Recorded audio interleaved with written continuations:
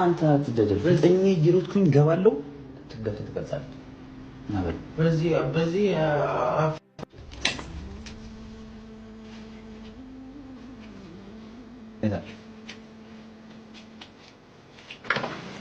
ወይኔ አንተ ልቀቀኝ እንዴ!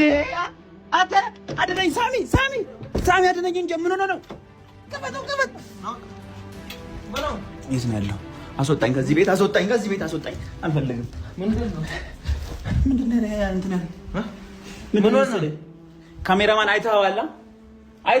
ምንድን ነው ወሰደኝ ወደ ኋላ አድርጎ ወሰደኝ። ወይ በምን እናረጋግጣለን? አንቺ ደግሞ በዚህ ሰዓት ሁሉ እየሆነብን ትተኛለሽ። እኛ ሞታለች ብለን እያሰብን ያለ ነው። ሴትዮ አለች አልሞተችም። ይሄን ሁላ እስክንጮህ ሆነ ተኝተሽ ነበር።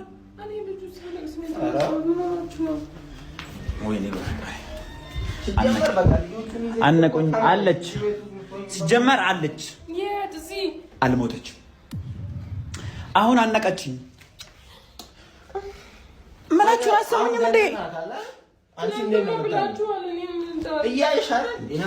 ወይኔ በፈጣሪ ስምላችሁን አነቀችኝ። ሴትዮዋ ሴቱን ወንድ ይሁን አላውቅም፣ መንፈስ ነው ወደ ኋላ ነው የወሰደኝ። ያ ማለት ደግሞ ለኔ ሁሉ ነገር የሚመሰቃቀልኝ አስቧል። ከመንፈስ ጋር ቀጠለ ማለት እኮ እቺ ሴትዮ ጅብም ነች። ጅብ ወለደች ደግሞ ማለት በጭር አንተ የሆነ ነገር አለ። አንተ ጋር አይላቀቅም ማለት ነው። ማነው አባቱ? እኔ እና ይሄ ነገር በመንፈስ ሙት ላረጋግ ካለች በህይወት እኔ ቀድሜ መሞት አለ። ታውቂያለሽ፣ ይሄ ነገር ምናልባት እንኳን ጅብ ከተፈጠረ የሚወለደው ልጅ የሰው ጅብም ከሆነ ሁለት አይነት ነው የሚሆነው። ገባሽ? አንቺ ከሱ ጋር ብታረጊ አንቺ እንደዛው ልትቀየር ይችላል። አቦ ሌላ ነገር አታወራም እና ታዲያ እንደዚህ ልትቀየር ትችላለች። የምሬን እኮ ነው። በድሮ ጊዜ ተፈጠረ ምንም ድምጽ የለም ነበር። ሄደን አልኩኝ አይደል? እናንተ ሄዳችሁ ነው ልጆቼን ይዤ ምናምን መቼ ሄድኩኝ? እዛ ልኑር በቃ ትንሽ ጊዜ ማለት ነው። እዛ ነው ቦታ አይደለም ሌላ ቦታ እንፈልግና ሌላ ቦታ ልጆቹን አታምጪ እያልኩሽ ነው። ሰው እንዴት በኡዙ አይኖርም? እንዴት ሬሱ አይኖርም? ከሞት በህፃን በአሞን ድምጽ አስመስለው ድምጽ እየሰማሽ ጆሮአቸው እና አሞን ሌላ ነው ይሄ አለች ጅብ ድምጽ ሰማ ማለት እሷ አለች ማለት ነው። እኔ እንደሰማሁት ከሆነ ማለት መንፈስ አለ። ሰው ቢሞት መንፈስ ይኖራል። ቀብር አካባቢ ሄዳችሁ አታውቁም?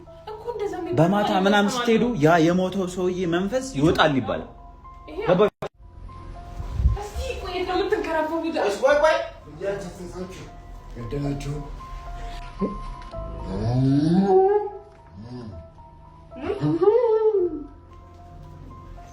ሄደውና ወደዚህ ነው እኮ የሚሰማው።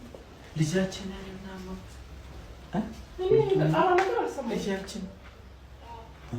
የተረገዘው ማለት ነው። ስንት ዋጋ ብዙ መስዋዕት ከፍለን እኔ አልተኝም። ስንት መስዋዕት አድርገን ብዙ ለፍተን የፈጠርነውን ልጃችንን እናንተ ገደላችሁ። ስጋዋስ መስዋዕት ፈጥረን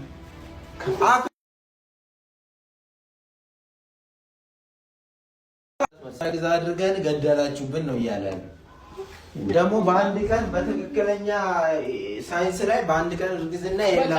መንፈስ አሰራር እኮ ነው። ባንዴ ሰውነች እንደ እሷ ባንዴ ትቀየራለች።